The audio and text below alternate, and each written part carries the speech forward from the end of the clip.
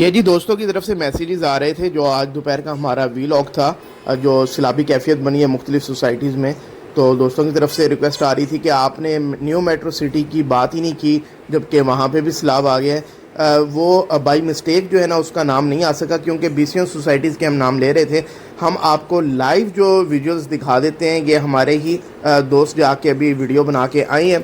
یہ آپ دیکھ سکتے ہیں, یہ دریائے راوی ہے, اس کے ساتھ یہ بند ہے. یہ پورا دریائے راوی اس وقت پانی سے فل بھرا ہوا ہے. اور بیک سائڈ پہ آپ کو جو پولز نظر آ رہے ہیں یہ لائٹنگ کے پولز ہیں جو نیو میٹرو سٹی کے ہیں.